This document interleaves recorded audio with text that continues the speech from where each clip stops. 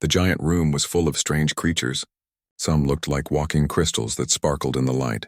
Others were just floating clouds of gas that changed colors when they talked. A few had too many arms and eyes that blinked at different times. In the middle of all these aliens sat the humans.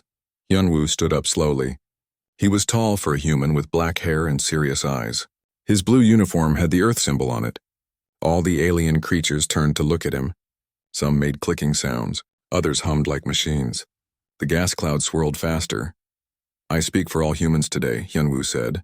His voice was calm, but everyone could hear him clearly. "We are leaving the Stellar Council.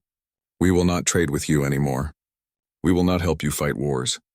We will not share our knowledge. This is our final decision."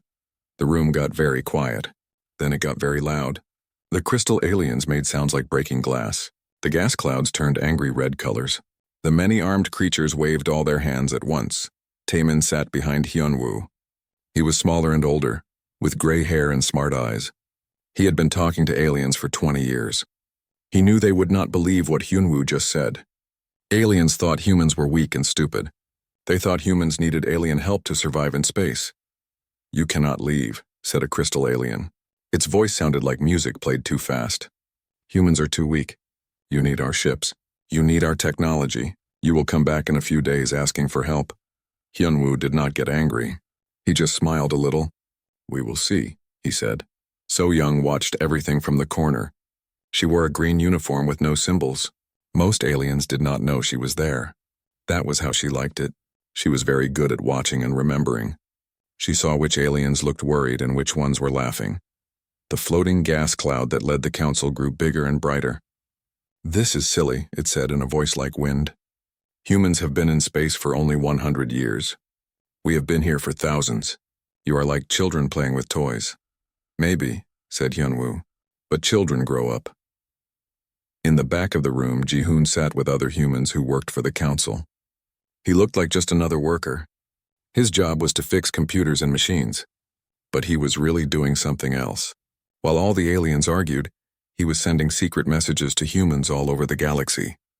The messages were very simple. They just said one word, "now." On a space station near Jupiter, a human woman named Minho got the message. She was in charge of all the human trade ships. She had been waiting for this day for 3 years. She pressed a button on her desk. All over human space, captains got new orders. They were to stop all trade with aliens immediately. On a farming world called New Seoul, Yoonji got the same message. She ran the biggest food company that sold to aliens. Many alien worlds could not grow enough food for their people. They bought food from humans. Yoonji had a list of every alien world that needed human food. She pressed her own button. All the food ships stopped. Back in the council room, the aliens were still arguing. They did not know what was happening across the galaxy. They thought humans were just talking big. "You will change your minds," said a creature that looked like a giant spider with gold skin. "Humans always change their minds when things get hard." Hyunwoo looked at his watch. It was made on Earth. It did not use any alien technology. "In 2 hours you will understand," he said. "We have been planning this for a long time." Dawn was working in the basement of the council building. She was fixing the power systems like she did every day. But today was different. Today she was adding something new to the computer systems. It was a small program that would start working in exactly 2 hours. The aliens did not know about it. They never paid attention to what humans did with the machines. The spider alien made a sound like laughing. Humans are so proud. But pride does not power starships. Pride does not grow food in space. Pride does not make aliens respect you. "You are right," said Taemin, speaking for the first time. "Pride does not do those things. But we do." The crystal alien leader made its glass-breaking sound again.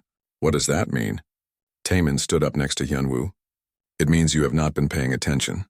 For 50 years, humans have been building things, fixing things, growing things, making things work. You thought we were just helping you because we were weak. You were wrong." The gas cloud leader grew darker. "Explain." "No," said Hyunwoo. "You will see for yourself soon enough." So Young checked her own watch. 1 hour and 30 minutes left. She had been watching aliens for 10 years. She knew how they thought. They believed they were better than humans because they had older technology and bigger armies. They did not understand that being loud and proud was not the same as being strong. The council meeting kept going. Aliens made speeches about how humans were making a mistake. They talked about all the wonderful things aliens had done for humans. They said humans would be sorry. Hyunwoo listened to it all without saying much. Sometimes he nodded. Sometimes he smiled. He never looked worried. "Last chance," said the crystal leader. "Take back your words. Stay in the council. We will forget this happened." "No," said Hyunwoo. "We are done being treated like children. We are done being told we are not good enough. We are done pretending that we need you more than you need us." The spider alien made its laughing sound again. "You think we need humans? That is very funny." "Yes," said Taemin. "We think you need us very much. More than you know." Ji-hoon looked at his watch. 30 minutes left. All across the galaxy, humans were getting ready. Ship captains were changing course. Factory workers were shutting down machines. Farmers were locking their storage buildings. Scientists were deleting files from computers. The aliens did not know any of this was happening. They were too busy arguing in the council room. "Humans are nothing without the council," said the gas cloud leader. "You have no real technology. You have no powerful weapons. You have no great knowledge. What you have, we gave you." Hyunwoo looked around the room at all the alien creatures. Some were big. Some were small. Some looked dangerous. Some looked wise. But they all had one thing in common. They all thought humans were not important. "You are about to learn something," Hyunwoo said. "You are about to learn the difference between giving someone something and having them earn it themselves." The time was almost up. In a few minutes, everything would change. The aliens would start to understand what humans really were, and the galaxy would never be the same again. So-young smiled as she watched the clock. This was going to be very interesting. 2 days after Hyunwoo spoke to the Stellar Council, strange things started happening all over the galaxy. The first sign was the silence. On the trading world of Nexus Prime, alien merchants waited for human cargo ships that never came. The big spaceport that was always busy with human traders was empty. The parking spots for human ships sat unused. The alien portmaster, a creature with 6 eyes and blue skin, kept calling human ship captains. No one answered. Minho sat in her command center near Jupiter, watching screens that showed where every human ship was located. She had spent 3 years planning this moment. Every human captain knew exactly what to do. They were not attacking alien ships. They were just gone. "Captain Yunsik, report," Minho spoke into her communicator. "All cargo dropped at the edge of the Vega system," came the answer. "We are heading home now." "Captain Bo Young, what is your status?"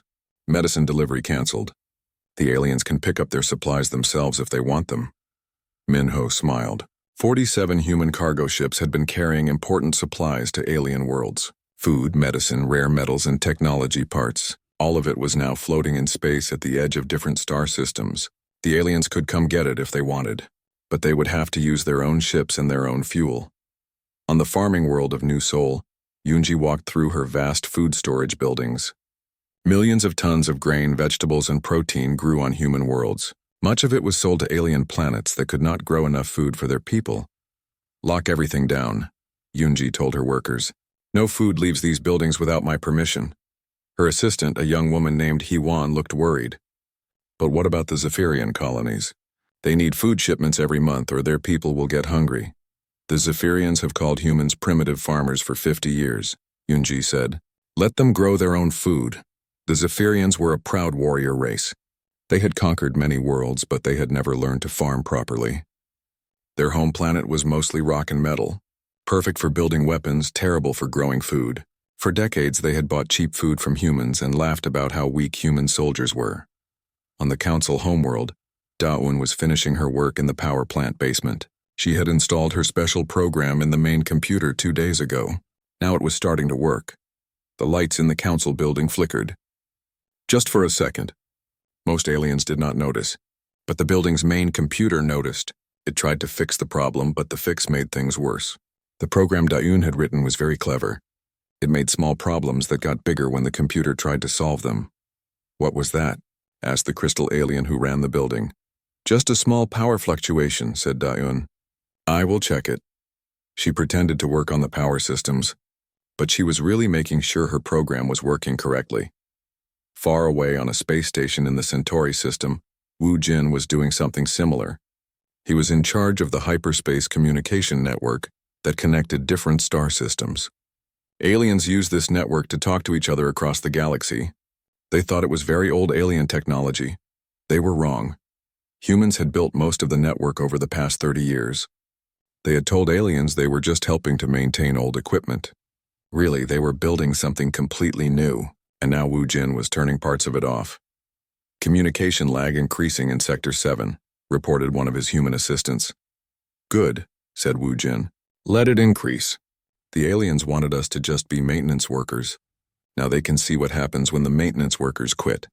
The first alien to really notice something was wrong was Admiral Vex of the Zephyrian fleet. He was a large creature with 4 arms and skin like metal armor.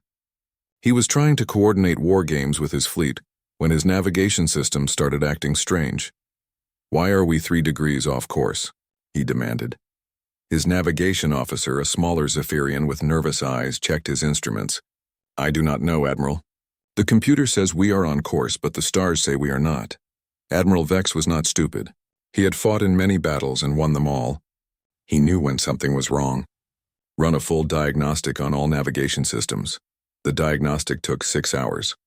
When it was done, the results were very bad. The navigation systems were failing in small ways all over the ship. The failures were too complex to be accidents. Someone had designed them to happen. Who built these navigation systems? Admiral Vex asked. They are Vorthon technology, sir. Very reliable. Who installed them? The navigation officer checked his records. Human technicians installed them 2 years ago. They said they were upgrading our systems for free.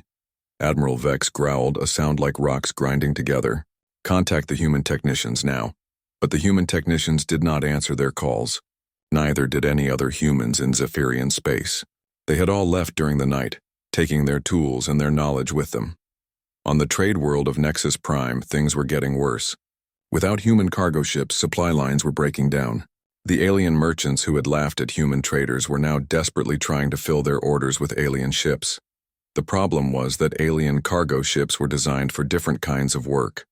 Human ships were built to carry huge amounts of basic supplies cheaply and efficiently.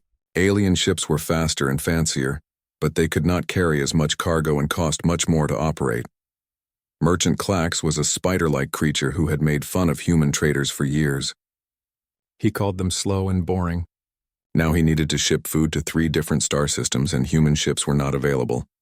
How much to charter your ship? Clax asked an alien cargo captain. 50,000 credits per trip, the captain answered. Clax made a choking sound. 50,000? Humans charge 5,000 for the same route. Humans are not available, the captain said. Take it or leave it. Back on the council homeworld, the building's power problems were getting worse. The lights flickered more often. The elevators moved slowly. The air circulation system made strange noises. This is unacceptable, said the crystal alien building manager. Call the human maintenance crew immediately. I have been trying for 2 days, said his assistant. They do not answer. Then send security to their quarters. Their quarters are empty, sir. All the humans left. For the first time, the crystal alien felt something like worry. Humans had maintained the council building for 40 years. They had always been quiet, polite, and efficient. No one had paid much attention to what they actually did. The gas cloud leader of the council was having his own problems. His personal ship, which he used to travel between star systems, would not start. The engines made noise, but the ship would not move. What is wrong with my ship? He demanded. His alien mechanic, a creature with too many arms and tools for hands, crawled around under the ship for an hour. When he came out, he looked confused. The engine systems are very complex, the mechanic said. I cannot understand how they work. The design is unlike anything I have studied. Then get someone who can understand it. The only engineers who understand this design are humans. Sir. The gas cloud leader grew darker and started spinning faster. This was how his species showed anger. Are you telling me that my ship was built by humans? Not built, sir. But all the important parts were designed and installed by humans. They said they were upgrading it with better technology. As reports came in from across the galaxy, a pattern became clear. Human ships were gone. Human food was locked away. Human-built systems were failing. Human workers had vanished from their jobs. The aliens were starting to understand that humans had not just been sitting quietly in the background for 50 years. They had been building themselves into the foundation of galactic civilization. And now they were pulling that foundation away. On Earth, Hyunwoo sat in his office reading reports from across human space. Everything was going according to plan. The aliens were about to learn a very important lesson about who really needed whom. He opened his desk drawer and took out a small device. It looked like a simple communicator, but it was much more than that. Tomorrow, he would use it to show the aliens something that would change everything. The real surprise was just beginning. 1 week had passed since the humans left the Stellar Council. The galaxy was falling apart. Woo Jin stood in the control center of the hyperspace communication network, watching alien civilizations struggle to talk to each other. The network was failing in carefully planned ways. Messages took hours instead of minutes to travel between star systems. Some messages never arrived at all. Sector 12 is completely dark, reported his assistant Ji Young. No communications in or out. Good, said Woo Jin. Start the failures in Sector 15 tomorrow. The aliens still did not understand what was happening. They thought the communication network was ancient technology, left behind by a mysterious race called the Precursors. They had no idea that humans had built most of it in the last 30 years. On the Zephyrian homeworld, Admiral Vex was facing a crisis. Half his fleet could not navigate properly. The other half was stuck in port because their engines would not start. The proud warrior race that had conquered dozens of worlds could barely fly their own ships. How many ships are still working? Vex asked his fleet commander. 12 out of 60, sir. And those 12 are having problems too. Vex hit his desk with all four arms. This is impossible. Our ships are the best in the galaxy. Sir, I have been reading the technical manuals. It appears that human engineers redesigned most of our core systems over the past 5 years. They said they were making improvements. Improvements? Vex roared. They sabotaged us. No, sir, the improvements were real. Our ships were faster and more efficient after the humans worked on them. But the improvements required human-designed parts and human knowledge to maintain. On New Sol, Yoonji was watching news reports from across the galaxy. 3 alien worlds were already reporting food shortages. The Crystalline Confederation, which had always called human farming primitive dirt scratching, was asking other alien governments for emergency food aid. How long before they start starving? Asked Hee-won. About 2 months, Yoonji replied. Maybe less if they panic and start hoarding food. Should we help them? Yoonji looked out the window at the vast farms that covered New Sol. Human farming looked simple to aliens, but it was actually very advanced. Humans had learned to grow food efficiently on any type of planet. They used techniques that aliens had never bothered to study because they thought farming was beneath them. We will help them, Yoonji said. When they ask politely and treat us as equals. Yijin was having problems of her own. She was a human doctor who worked on the Council homeworld, treating aliens who got sick. For 20 years, she had been quietly studying alien biology and developing new medicines. Now the aliens were discovering that many of their medical treatments depended on human research. The medicine that kept the gas cloud species healthy during their reproductive season was based on human discoveries. The surgery techniques that saved crystal alien lives were developed by human doctors. Dr. Haijin, please, begged the alien medical chief. The council leader is very sick. Only you know how to treat his condition. Haijin looked at the medical charts. The gas cloud leader had a rare disease that affected his energy patterns. She had spent 5 years developing a treatment for it, but she had never told the aliens exactly how the treatment worked. I cannot help, she said calmly. I am no longer employed by the council, but he will die without treatment. Then perhaps the council should have treated human doctors with more respect. Sungmin was watching the galactic economy collapse from his office on Luna. He was an expert in trade and finance. For 15 years, he had been quietly studying how goods and money moved around the galaxy. The aliens had always thought economics was boring. They left the details to humans while they focused on politics and war. This was a big mistake. The Vorthan Empire just lost 60% of their rare metal imports, Sungmin told his assistant Kyung-soo. Their factories are shutting down. What about the Netherian gas fields? Without human transport ships, they cannot sell their gas to other star systems. The price is falling fast. Humans controlled more of the galactic economy than anyone had realized.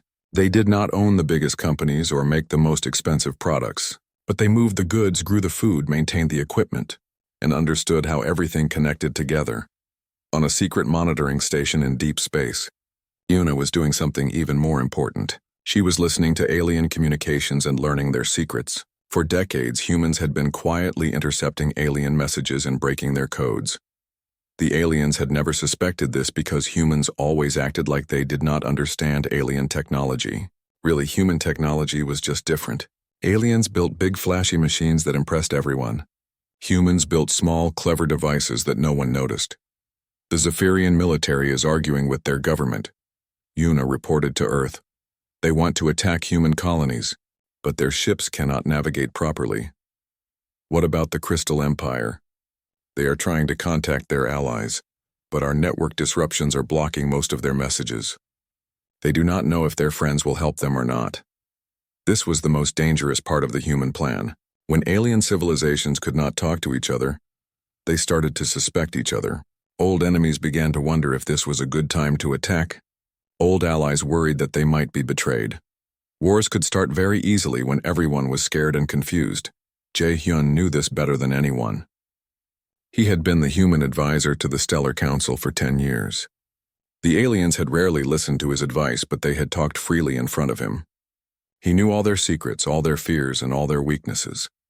Now desperate alien diplomats were calling him, begging for help. "Jae-hyun, please," said the Crystal Alien Foreign Minister. "You must help us contact the Gas Cloud Confederation. Our communications are not working." "I am sorry," Jae-hyun said politely. "I no longer work for the Council. But without communications we cannot coordinate our response to this crisis. There could be wars." "Yes," Jae-hyun agreed. "There could be." The alien made a sound like breaking glass. "You humans are causing this chaos on purpose." "No," Jae-hyun replied calmly. "We are just not fixing it anymore." Bo-Ram was preparing for the biggest revelation of all. She was a human scientist who studied ancient ruins and artifacts. The aliens thought she was just a curious researcher. They had no idea what she had really discovered. In her laboratory on Earth, Bo-Ram was surrounded by artifacts from across the galaxy. Pieces of ancient technology, stone carvings from dead worlds, computer records from civilizations that had vanished long ago. All of it told the same story. All of it pointed to the same shocking truth. "Are you ready?" asked her assistant Junho. "Almost," Bo-Ram replied. "Upload all the data to the quantum network. Make sure every human colony gets a copy." "What about the aliens?" "They will learn soon enough." The truth that Bo-Ram had discovered would change everything. It would explain why human technology worked so differently from alien science. It would reveal why humans adapted so easily to any planet or environment. It would show the galaxy who humans really were. But that revelation would wait for another day. For now, it was enough to watch alien civilizations struggle with the chaos they had created by treating humans badly for so long. On Earth, Hyunwoo was preparing for the next phase of the plan. The aliens were confused and frightened, but they were not broken yet. They still thought they could solve their problems without human help. They were about to learn how wrong they were. The galaxy was about to discover that humans were not the helpless newcomers everyone believed them to be. They were something much more dangerous than that. They were the ones who had built everything in the first place. 2 weeks after the humans left, the Stellar Council was in complete panic. Emergency meetings happened every day, but nothing got solved. The alien leaders were finally ready to admit they needed help. Jae-hyun sat in his old office on the council homeworld, but now everything was different. Before, aliens had barely listened to him. Now they begged him to take their calls. His desk was covered with urgent messages from every major alien government. "Please, you must help us," said the crystal alien who led the council. His usually bright surface was dim with worry. "Our civilization is falling apart. I warned you this would happen," Jae-hyun said calmly. "For 10 years I told you that humans were more important than you realized. You called me paranoid. We were wrong. Please just tell us how to fix our problems." Jae-hyun leaned back in his chair. "I cannot tell you how to fix problems that humans created. Only humans can do that. Then get them to come back. That is not my decision to make." On Earth, Bo-Ram was finally ready to share her discovery. She had spent 20 years studying alien ruins and ancient artifacts. What she had found would shock the galaxy. She stood in a laboratory deep underground, surrounded by screens showing images from across the galaxy. Ancient cities on dead planets, mysterious technology buried under alien capitals, stone carvings that told stories no one had bothered to read. Send the data to every government in the galaxy, Boram told her team. Aliens and humans both. Make sure everyone gets it at the same time. Are you sure about this? Asked Junho. Once we send this, there is no going back. I am sure, Boram said. The truth has been hidden long enough. The data packages went out across the hyperspace network at the same time. Even though the network was partly broken, this message had priority codes that made sure it reached everyone. On the Council homeworld, the crystal alien leader was the first to open the file. What he saw made his crystalline structure flash with shock. The first image showed an ancient city on his home planet. Aliens had always believed their ancestors built it thousands of years ago. But the data showed something different. The architecture was not crystal alien design. It was human. The second image showed ruins on the Gas Cloud Confederation homeworld. Again, the design was clearly human, not gas cloud. Stone carvings showed humans working alongside primitive versions of what would later become the gas cloud species. Image after image showed the same thing. Every major alien civilization had ruins that were clearly built by humans. Not recent humans, but humans from thousands of years ago. This is impossible, the crystal leader whispered. But there was more. Boram had found genetic evidence too. She had been secretly studying alien DNA for years. The results were shocking. Every alien species in the galaxy had human DNA in their genes. Not a lot, but enough to prove they were all related to humans somehow. The proud alien races that thought they were older and more advanced than humans were actually descended from humans. On the Zephyrian homeworld, Admiral Vex was reading the same data. His warrior pride was being crushed by every new piece of evidence. The ancient weapons his people were so proud of, human designs, the mining techniques that made their world rich, developed by humans thousands of years ago. How is this possible? He demanded. His science officer, a creature named Kex, was studying the genetic data. Admiral, it appears that our species evolved from humans who were changed by radiation and genetic engineering long ago. We are not a pure alien race. We are modified humans. Vex felt like his whole world was falling apart. Are you saying that humans are our ancestors? That appears to be correct, sir. Kyung-ho was a human historian who had been working with Boram for years. Now he was preparing to explain what had really happened in the ancient past. 50,000 years ago, Kyung-ho said in a broadcast to the whole galaxy, humans had a great civilization that spread across many star systems. But something went wrong. Maybe a war, maybe a disease, maybe a natural disaster. The human civilization collapsed. He showed images of ruined human cities on dozens of worlds, cities that aliens had found and claimed as their own ancient heritage. Most humans died, Kyung-ho continued, but some survived. On different worlds, they evolved in different ways. Some became the crystal species, some became the gas clouds, some became the spider-like creatures. All the alien races in the galaxy are really just humans who changed over thousands of years. Meanwhile, on Earth, a small group of humans survived without changing very much. They slowly rebuilt their technology and eventually returned to space. When they met the other species, they did not recognize them as distant relatives, and the other species had forgotten their human origins completely. The revelation hit the galaxy like a bomb. Every alien species had to face the fact that they were not ancient, proud races that had developed independently. They were all descendants of the same human civilization they had been treating as newcomers and primitives. Na-Yun was a human scientist who understood quantum physics better than any alien. While the galaxy struggled with the historical revelations, she was preparing to show them something even more shocking. Human technology is not primitive, she announced in her own broadcast. It just works differently than alien technology. She demonstrated with a simple device that looked like a metal box. Aliens build technology that uses a lot of energy and makes impressive displays. Human technology works across multiple dimensions of space-time simultaneously. It appears simple, but it is actually much more advanced. The metal box suddenly expanded into a room-sized machine, then compressed back into a small cube. Alien scientists watching the broadcast could not understand how this was possible. Every piece of technology that humans have built for you contains these multi-dimensional elements, Na-Yun explained. That is why your systems fail when humans are not around to maintain them.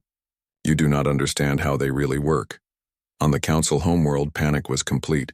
The building's power systems had finally collapsed entirely. The crystal alien leader was meeting with other council members by candlelight because the lights would not work. "We have to get the humans back," said the Gas Cloud Confederation leader. "Our entire civilization depends on them." "But how?" asked the spider-like creature from the Merchant Alliance. "We treated them badly for 50 years. Why would they help us now?" Jae-yun, who had been listening quietly, finally spoke. "Maybe you should ask them. We have been trying to contact them for weeks. They will not answer our calls." "Then maybe you should try asking differently," Jae-hyun suggested. "Instead of demanding help, try asking politely. Instead of ordering them to come back, try admitting you were wrong." The alien leaders looked at each other. None of them wanted to admit they had been wrong. But their civilizations were dying without human help. "What do humans want?" asked the crystal leader. "Respect," Jae-hyun said simply. "They want to be treated as equals, not as servants. They want their knowledge and abilities to be valued, not dismissed. They want a real voice in galactic government, not just token positions. And if we give them these things, then maybe they will consider helping you survive." But even as the alien leaders prepared to swallow their pride and beg for human forgiveness, they did not know the biggest surprise was yet to come. Humans were not just going to save alien civilization, they were going to replace it with something better. 3 weeks after leaving the Stellar Council, humans were ready to return, but they were not coming back as servants or junior partners. They were coming back as the leaders they had always been. Insu stood on the observation deck of Luna Station, looking out at the largest fleet the galaxy had ever seen. Thousands of human ships hung in space around Earth's moon. They had not been built in secret. They had been built in plain sight using construction techniques that aliens could not detect. "Are all ships ready?" Insu asked his fleet commander. "Yes, Prime Minister," replied Admiral Changmin. "Every major alien homeworld is surrounded. They do not know we are there yet. The human ships use stealth technology that aliens had never imagined. Instead of trying to hide from sensors, human ships existed in multiple dimensions at once. To alien detectors, they were invisible. To human instruments, they were as clear as stars in the sky." On the Zephyrian homeworld, Admiral Vex was trying to prepare his defenses when the sky suddenly filled with ships. Hundreds of human vessels appeared out of nowhere, surrounding his planet like a metal net. "Where did they come from?" Vex demanded. "Unknown, sir," his sensor officer replied. "Our instruments show nothing until they appeared." Vex stared at the screen showing human ships. They were not attacking. They were not threatening. They were just there, waiting. The same thing was happening on every major alien world. Crystal planets, gas cloud stations, spider homelands, all of them found themselves surrounded by human fleets that had appeared from empty space. Su Jin was the scientist who had developed the technology that made this possible. She stood in the control room of the flagship, watching as alien governments tried to understand what was happening. "How long were we working on this?" asked her assistant. 30 years, Su Jin replied. "We have been building ships in accelerated time fields. While one day passed in normal space, we worked for months in our construction zones." The time dilation technology was another human innovation that aliens had never suspected. Humans had learned to create bubbles of space where time moved differently. They could work for years on a project while only hours passed in the outside world. "No wonder the aliens never saw us building the fleet," the assistant said. "They saw us," Su Jin corrected. "They just saw us building small research stations. They did not know that inside each station, we were constructing dozens of warships." Changmin was the admiral in charge of the human fleet. He was a calm man who had spent his whole career preparing for this moment. Now he opened communications to every alien government at the same time. "This is Admiral Changmin of the Human Defense Fleet," he announced.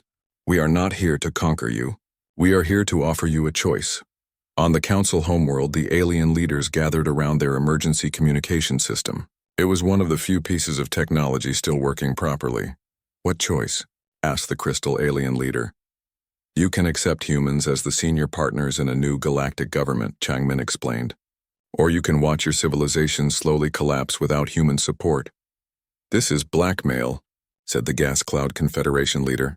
"No," Changmin replied calmly. "This is reality.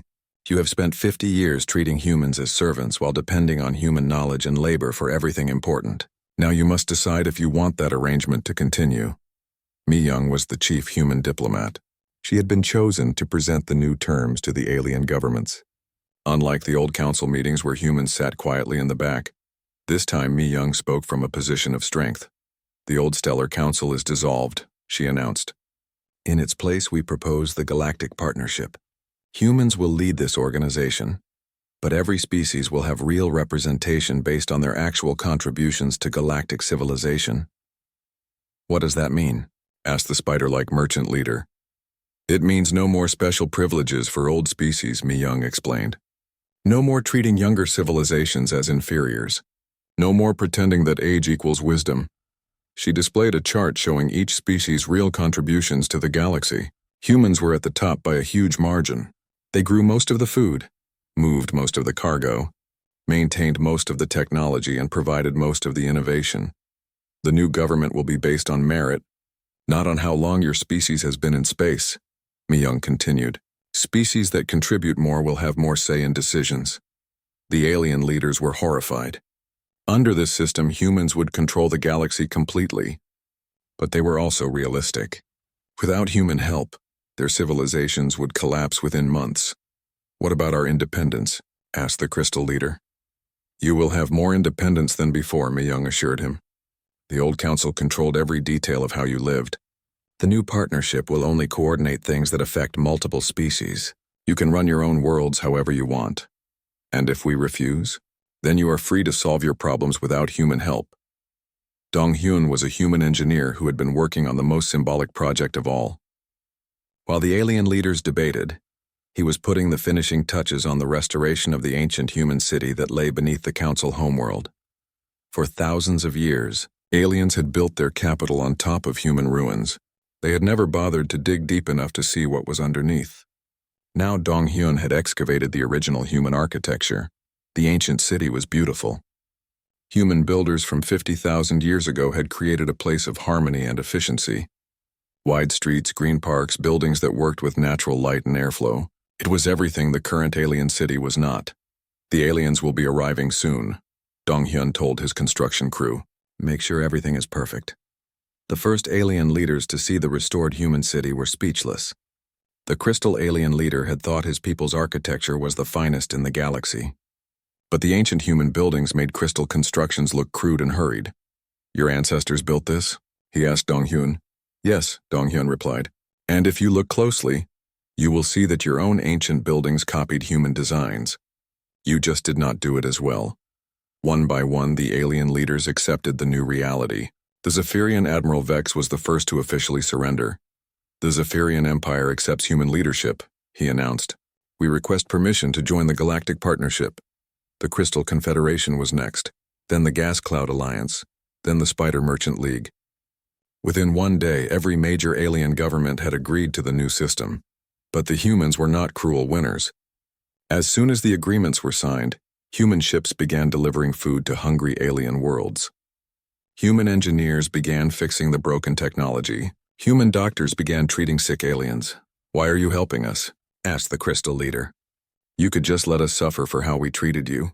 Mi Young smiled. Because that is what humans do. We build things. We fix things. We take care of people. That has always been our nature. Even people who were mean to you, especially people who were mean to us. That is how we prove we are better than our worst enemies. The galaxy began to heal quickly under human leadership, but it was not the same galaxy that had existed before. The new galactic partnership was based on cooperation instead of competition. Species that had been enemies for centuries learned to work together on human-led projects. The humans did not rule through fear or force. They ruled through competence and kindness. When problems arose, humans solved them. When conflicts started, humans mediated them. When new technologies were needed, humans developed them. Years later, when young aliens learned about the old Stellar Council in school, they could hardly believe how badly their ancestors had treated humans. The idea of calling humans primitive seemed as ridiculous as calling the sun dim or the ocean small. Yunwoo, who had started it all with his speech to the council, became the first human president of the Galactic Partnership. In his inaugural address, he said something that became famous across the galaxy. We did not come back to punish you for treating us badly. We came back to show you how much better things can be when everyone is treated well. The galaxy had learned that sometimes the greatest power is not the ability to destroy your enemies, but the ability to turn them into friends. And humans, it turned out, were very good at making friends, even when those friends had spent 50 years being bullies. The age of human leadership had begun, and it would be an age of peace, prosperity, and cooperation unlike anything the galaxy had ever seen. Because humans had learned long ago that building something together was always better than tearing each other apart.